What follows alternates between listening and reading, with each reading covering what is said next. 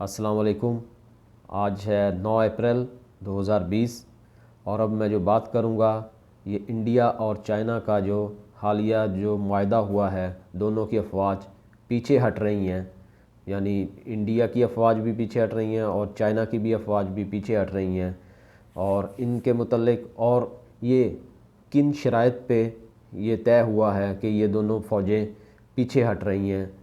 यानी चाइना ने कुछ शराइत रखी हैं इंडिया के आगे और इंडिया ने वो शराइत मानी हैं और उनकी फ़ौज ने सरेंडर किया है और पीछे हटने के लिए।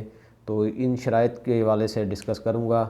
इनमें सबसे पहली जो शर्त है वो जो चाइना ने रखी है कि जो जहाँ तक वो पहुँच चुका है उससे वो सिर्फ 2 किलोमीटर यानी पीछे हटेगा। लाइन इंडिया की लाइन ऑफ एक्चुअल कंट्रोल के फिंगर 4 पे जहाँ पे इंडिया के फ़ौजी पेट्रोलिंग करते थे वहाँ से 2 किलोमीटर पीछे हटेगा। और इंडिया की अफवाज जो हैं वो भी मज़ीद 2 kilometre line of actual control से पीछे हटेंगी। यानी वो अपने ही इलाके में पहले ही पीछे हटे हुए थे, फिंगर 8 से फिंगर 4 पे आए हुए थे और अब मज़ीद फिंगर 4 से भी 2 किलोमीटर पीछे जाएंगे।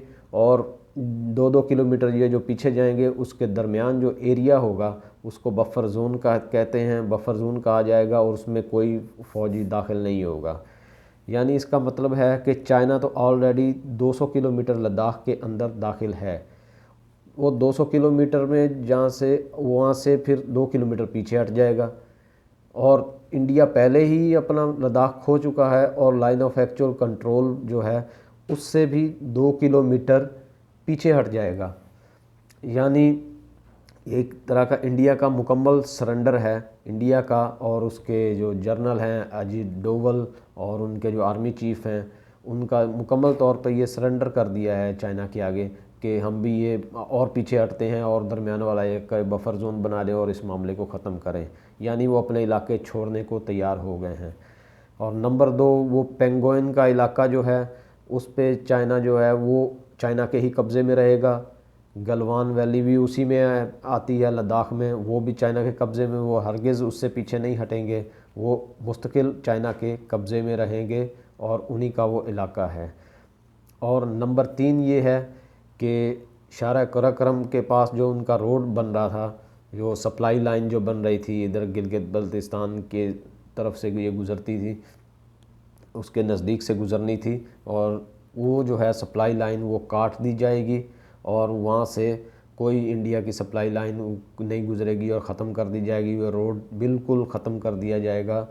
तो उस पे भी इंडिया ने मान गया है, सरेंडर कर दिया है कि वो बिल्कुल ख़त्म कर दिया जाएगा क्योंकि चाइना उस तरफ बढ़ चुका था और वो सप्लाई लाइन जो है वो ख़त्म कर रहा था ऑलरेडी, तो वो भी ख़त्म कर दी जाएगी।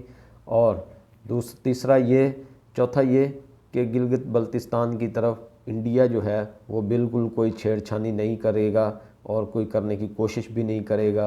अगर कुछ ऐसा करेगा तो हम तैयार बैठे हैं और इंडिया पे धावा बोल देंगे।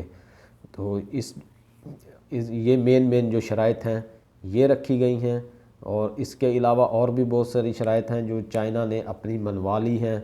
और अभी इंडिया में क्या सोच पैदा है, इंडिया में अभी उनकी आर्मी चीफ़ और नरेंद्र मोदी और ये सारे सरेंडर कर चुके हैं, ये शराइत मान चुके हैं और कि चाइना के इलाके हैं उनको दे दिए जाएं और जिन पे वो कब्ज़ा कर चुका है उन पे उनको दे दिए जाएं।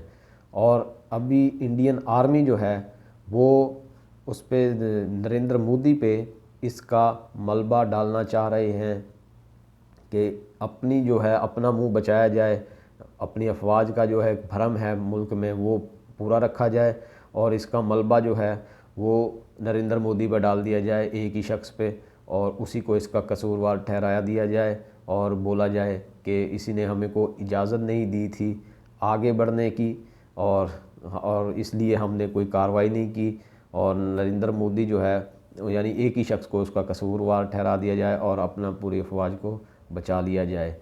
इस किस्म की अभी जो है प्लानिंग जो है वो आपको सामने आएगी इंडियन मीडिया पे भी और इंडियन अखबार और हर न्यूज़ चैनल पे हर उनका मीडिया जो है उस पे ये वाली न्यूज़ अभी आएगी वो कि उसका मलबा जो है नरेंद्र मोदी पर डाल दिया जाएगा और उसी को उसका कसूरवार ठहराया जाएगा पूरे इलाके के कब्ज़े का।